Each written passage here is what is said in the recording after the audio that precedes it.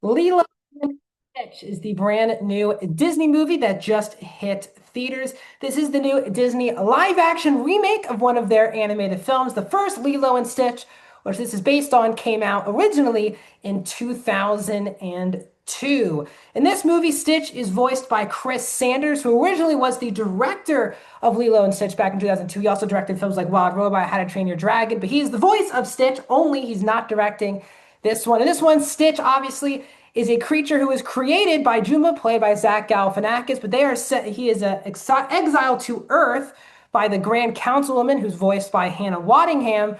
But instead of, he's trying to get away from the Zach Galifianakis character, as well as Pleakley, played by Billy Magnuson, he finds a new family for himself of Lilo, played by Maya Kealoha, as well as Lilo's sister of Nani, played by Cindy Agudong, who is struggling being the sole guardian for for her much younger sister.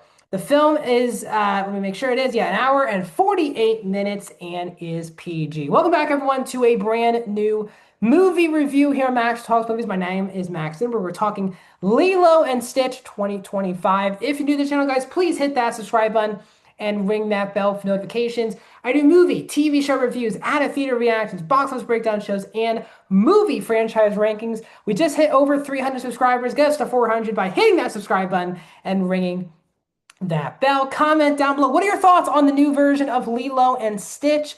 Were you a fan of the original film? Do you like this movie more? Do you want to see more Lilo and Stitch live action films? Let me know down in the comment section down below. Also, guys, please hit that thumbs up button. Really is one of the most important parts of commenting on YouTube is hitting that like button because it helps YouTube recommend my video to more people. So, the first Lilo and Stitch, now it makes me feel very old, but came out the year I was born, 2002. But I was someone who, I don't want to like get pat myself on the back for this, but I liked a good balance of obviously a lot of childish things in animation, but also some challenging themes and ideas. I was much more into growing up with Pixar and DreamWorks animated films as I was Disney proper. And I probably have seen the original Lilo Stitch once, maybe twice in my entire life. It's not a movie that I think is a classic Disney film or one of my favorite characters. It's not a film that I remember that much. And I was thinking about, I was like, should I rewatch the original Lilo and Stitch before I go see this one? But I really want to see this one with really fresh eyes because I really don't remember anything about the original film. And I think giving this movie its fair shake was going to watch this with as blind eyes as I could do. So that's my thoughts. I'm trying to offend people who love either this movie or the original movie by what I'm saying here with my background. So this to me is a simple, mediocre, run-of-the-mill, harmless animated film.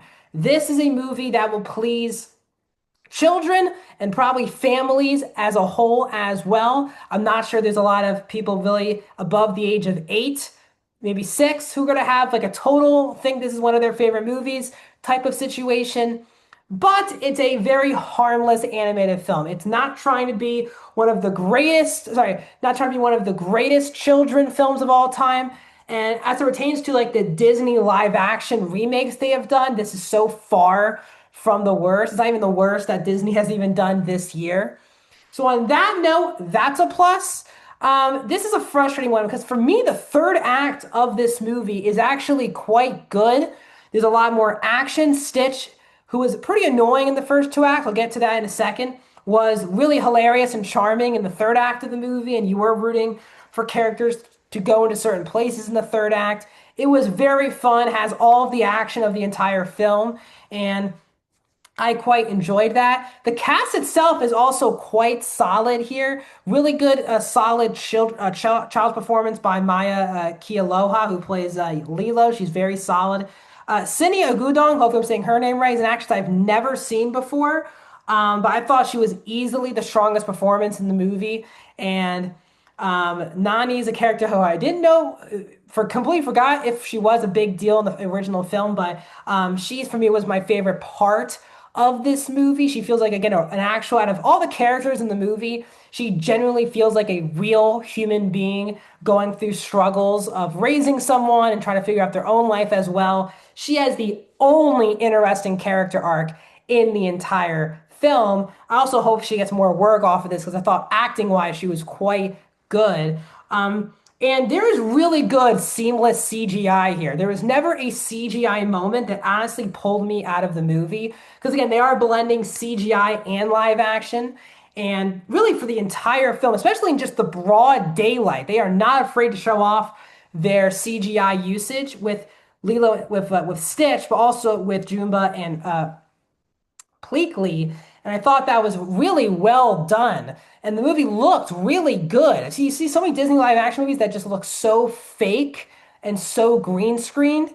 And I give this film a lot of credit for really blending the real human beings and the CGI characters quite well. But as I said, but my biggest problem with the movie is Lilo and Stitch are extremely annoying characters than charming characters in the first hour or so of the movie because they're putting you in this perspective of the sister who has now become the sole guardian of her much younger sister. She's trying to have pay for so many things, and she's fighting against social services to keep her, her daughter, her sister as to still be the guardian for her sister. But Lilo and then when Stitch becomes involved are basically ruining her entire life. She gets fired at multiple jobs. She really is at like a near point where she just has to give up her sister.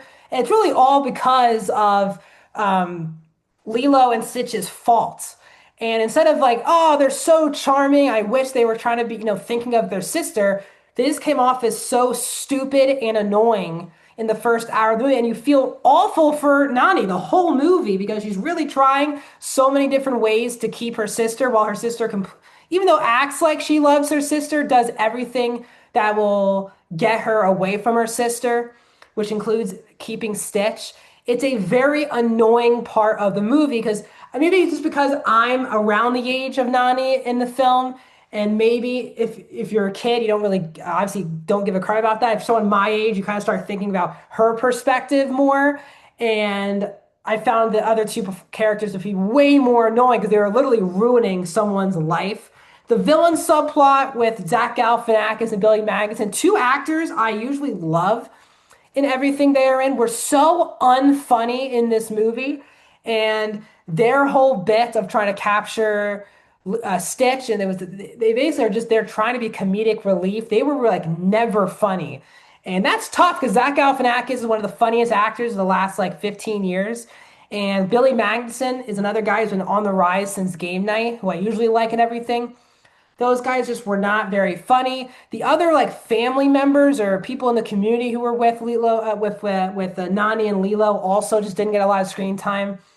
Didn't care about Nani and this the other guy in the neighborhood. Just didn't really care about that. So this, and also I think from a comedy perspective, the movie heavily relies on childish humor that really only people the under the people of seven, under the age of seven, will think is funny.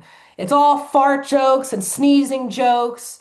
And stuff like that for the entire film. There wasn't one time the film had any unique comedy to it. So overall, this is a harmless film. If you're a family or you're a small child, you're probably gonna think this is a movie's a blast. If you're someone my age or above, and you're just going by yourself to see a new Disney movie, I'm not sure if this is going to be one of your favorites. So overall, I'm going to give Lilo and Stitch the 2025 version a 2.5 out of 5. And I'm going to go 50% for the new Lilo and Stitch. What are your thoughts? Let me know in the comment section down below. Subscribe, ring the bell. More videos are coming soon to the channel.